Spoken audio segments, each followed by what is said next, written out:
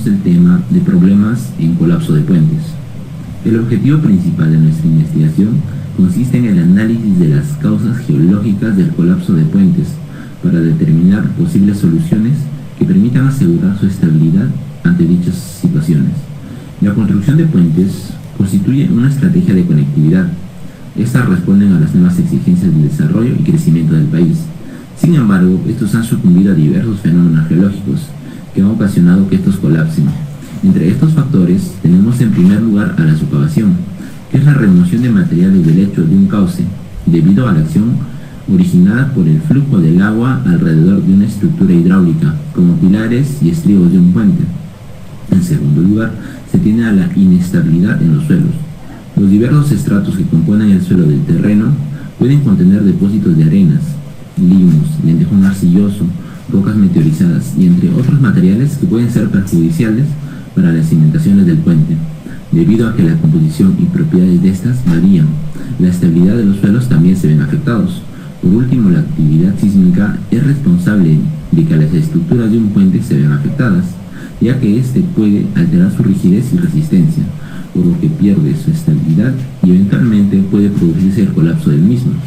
Entre los factores mencionados anteriormente, tenemos como ejemplo a los siguientes puentes colapsados: el puente Virú, el puente Talavera, el puente Ricardo Palma, el puente Montalvo, el puente Bolognesi, entre otros. Buenas tardes, profesor. Mi nombre es Alberto Saldaña y hoy le hablaré sobre las tres causas más comunes en el colapso de puentes, lo que vendría a ser la socavación. Bueno, la socavación se puede definir como la excavación y transporte de material del lecho en las orillas de los arroyos como resultado de la acción erosiva del propio flujo de agua. La socavación puede ser de fenómeno natural, como en los fenómenos del Niño, o hasta estar causado como cambios hechos por el hombre en un río. Según el Colegio de Ingenieros del Perú, el fenómeno del Niño de 1998 ocurrió el mayor colapso de puentes por problemas de socavación. Ha ocasionado que en solo los primeros 3 meses de ese año, 68 puentes fueran destruidos, 13 de los cuales no tenían más de 14 años de antigüedad y 8 de ellos fueron construidos en los últimos años. Tan solo en la ciudad de Piura, 2 de los 4 puentes existentes colapsaron. El puente Bolognesi sucumbió en las aguas del río Piura, en donde lamentablemente murieron 3 personas y desaparecieron 10. Buenas tardes, mi nombre es Leonardo Chunga. Continuando con la explicación, hablaré de los factores influyentes, los cuales he dividido en 3: factores geomorfológicos, factores hidrológicos y factores hidráulicos. Con respecto a los factores geomorfológicos, tenemos en cuenta el tipo de suelo, el tipo de cauce, la sección transversal de un río, su ubicación y su topografía. Esto debido a que es importante estudiar sus propiedades, ya que, por ejemplo, un tipo de suelo grandular es mucho menos resistente a este fenómeno que un tipo de suelo arcilloso. Asimismo, también es importante estudiar su edad geológica. Con respecto a los factores hidrológicos, tenemos en cuenta la precipitación, la duración y la frecuencia de crecida. Esto en base a que, por ejemplo, mediante la caída de lluvias puede aumentar el nivel del curso del agua. Con respecto a los factores hidráulicos, tenemos en cuenta el caldado, la viscosidad, que es la resistencia a la fluencia de un río, el cambio de velocidad que existe y su caudal.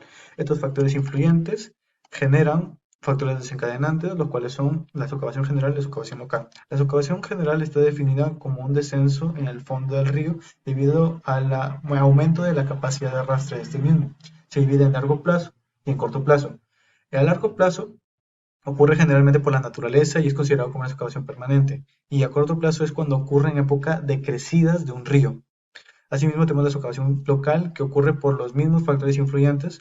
La única diferencia es que, por ejemplo, en pilas, el aumento del flujo en la cara frontal de las pilas ocasiona una gradiente de presiones, lo que tiene en consecuencia una generación de vórtices al pie de la pila que terminan erosionando sus alrededores. Asimismo, en la socavación local en estribos ocurre 2 tipos de vórtices: uno en el eje horizontal que recorre todo el estribo y uno en el eje vertical que ocurre al final del estribo. Una posible solución a este problema es el uso de los bloques de concreto prefabricado. El uso de bloques de concreto prefabricado es una opción, para proteger contra las socavaciones por contracción a largo plazo y local. Los bloques deben extenderse en aguas arriba y colocarse abajo del puente para proteger de estas socavaciones. Esos bloques se construyen con un diseño con las condiciones y materiales disponibles en la zona de trabajo. Deben ser suficientemente pesados para que resistan las fuerzas de empuje y supresión del agua. Estos se deben colocar dejando espacios entre ellos para atrapar los sedimentos. Gracias. Solución, creo que primero es importante determinar las posibles dimensiones de la socavación en las pilas, esto en base a dos métodos que consiste en 4 fórmulas, dependiendo del ángulo que existe entre el eje de la pila y la corriente y el tipo de suelo. En base a mi solución, planteo modificar las líneas de corriente mediante pantallas, lo que consiste en colocar pantallas aguas arriba para modificar el flujo y que no se generen estos vórtices que ocasionan la erosión alrededor de la pila. Otra razón del por qué los puentes colapsan es la inestabilidad del suelo, pues ha habido algunos casos donde no se han hecho los estudios necesarios para poder evitar peligros geológicos. Para evitar aquello es esencial saber el tipo de suelo, la humedad y cohesión del suelo, entre otras características que sean importantes para un estudio geotécnico. Y a base de eso, realizar un sistema de construcción para poder garantizar la seguridad y equilibrio del puente. Por ejemplo, en superficies rocosas se puede aplicar una cimentación superficial. Caso contrario, es recomendable profundizar la cimentación hasta encontrar un suelo competente. Y de esa manera evitar consecuencias nefastas como un colapso que le ocurrió al puente de Canadá. Este puente colapsó horas después de haber sido aperturado debido a que no se realizó ninguna investigación geotécnica en el lecho del río. Es decir, antes de su construcción no se llevaron a cabo estudios in situ que determinaran las condiciones del subsuelo. Ahí podemos ver aparentemente el puente en buen estado y en la imagen de la derecha podemos ver que parte del tablero del puente cayó al río. Factores influyentes. En este caso se pueden dividir en geológicos e hidrogeológicos. En los factores geológicos se puede encontrar el tipo de material, pues en un terreno puede estar compuesto de diferentes materiales, por ende tienen distintas propiedades, resistencias y grados de susceptibilidad potencial ante la ocurrencia de un deslizamiento o rotura.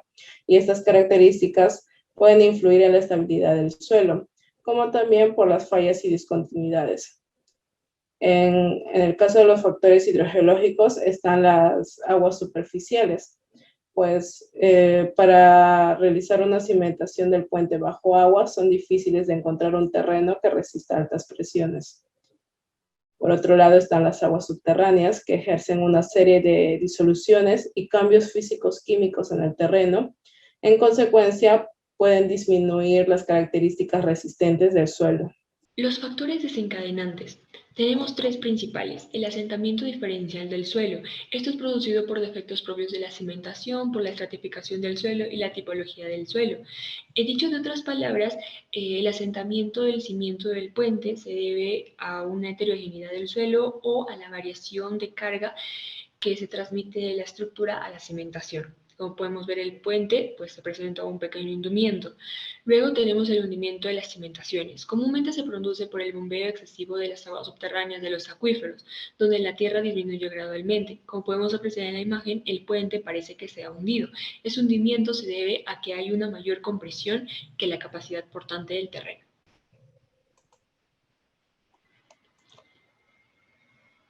La inestabilidad del puente. La inestabilidad del suelo tiene diferentes impactos en la parte estructural del puente. En la imagen de la derecha nosotros podemos observar que hay fisuras, grietas en la parte de la aleta del puente y del mismo modo podemos apreciar en la imagen de la izquierda que hay una grieta horizontal en la mitad de la altura del estribo del puente. Esto genera que haya una disminución de la resistencia del puente. A continuación, se detallarán dos de las soluciones que se deben realizar ante dicha problemática, que es la inestabilidad de suelos. Primero, se debe realizar un estudio geotécnico. Este involucra sondeos geofísicos, perforación de pozos, métodos como la calicata, identificar el tipo de suelos, espesores, capas, partículas que configuran el terreno, el tamaño promedio de los componentes, la dureza, la profundidad de la roca madre. Asimismo, evaluar el material predominante en el lecho del río y la variabilidad del lecho del río, su tamaño promedio, la cota más baja y su tendencia a la socavación. La segunda solución es realizar un revestimiento con enrocados, que son protecciones en piedras que están compuestas por una capa de material bien gradado, durables, pueden ser redondeadas o angulares, y entre otros materiales que son difíciles de arrastrar por la corriente de un río. Estas se colocan en el canal y en el cauce con la finalidad de proteger al canal de la erosión y a la estructura hidráulica que vendría a ser el puente. Además, se va a colocar filtros abajo de los enrocados con el objetivo de evitar la pérdida de partículas finas en suelos con poca cohesión y sin cohesión, como las arenas finas y gravas. Otro problema que genera el colapso de puentes está relacionado con los movimientos telúricos. Los terremotos con fuertes magnitudes suelen ser perjudiciales para los puentes. Según el INDECI, en el año 2007, cuando ocurrió el trágico terremoto de Pisco, se registraron 6 puentes dañados, de los cuales 2 quedaban colapsados. Si bien no son cifras de gran escala como los problemas anteriores, es importante señalar que nuestro país se encuentra en una zona altamente sísmica. Entre los factores desencadenantes nos encontramos al desplazamiento de placas tectónicas. Este es el factor principal que origina un terremoto, ya que cuando las placas están en movimiento pueden colisionar o por acción de una falla liberan energía. Estas se transmiten mediante ondas de largo alcance. Suelen ser las que generan más daño a los puentes. Por otro lado tenemos a la actividad volcánica, ya que si la erupción de un volcán es de carácter violento, genera vibraciones en la corteza terrestre. Por lo general son menores que las de las placas tectónicas. Por último tenemos el hundimiento de cavidades rocosas. Este factor es de menos frecuencia y de menor extensión en cuanto a rango territorial se refiere. Por lo general se produce por acciones erosivas de las aguas subterráneas y son de menor magnitud que las anteriores. Factores influyentes: deficiencias en el diseño sismorresistente. Es el factor más influyente en el colapso de puentes, ya que un mal diseño sismorresistente no permite que se logre la reducción de desplazamientos y esfuerzos internos, puesto que se produce una mala redistribución de energía del sismo en toda la estructura. Por otro lado tenemos la distancia del epicentro. Los puentes que están más cercanos al epicentro del sismo son más propensos a colapsar, ya que la intensidad del temblor llega con mayor ondulación y rapidez. Por último tenemos la falta de mantenimiento. El mantenimiento de un puente es importante, ya que influye en la vida útil de la plataforma vehicular, puesto que una inspección temprana permitiría identificar los defectos estructurales que ésta posee. Un puente con un buen mantenimiento puede lograr hasta vidas útiles de 100 a 150 años. Como primera solución para la caída de puentes provocadas por movimientos telúricos, se plantea que se debe usar aisladores sísmicos, ya que estos funcionan como amortiguadores que absorben la energía del sismo. De esta manera las deformaciones del puente disminuyen en gran medida o incluso desaparecen, lo cual se traduce en la reducción de daños al puente o incluso prevención de colapsos a futuro. Otra alternativa a la solución es el empleo de disipadores sísmicos, puesto que es una gran alternativa para evitar daños y colapsos en los puentes después de un terremoto. Estos elementos funcionan como transmisores de las vibraciones generadas por el movimiento descrito, es decir, disipan la energía del mismo y logran distribuirla en toda la estructura del puente. De este modo generan que otros elementos de la estructura no se vean forzados a recibir la carga del movimiento o en caso de gran intensidad solo reciben un porcentaje del mismo.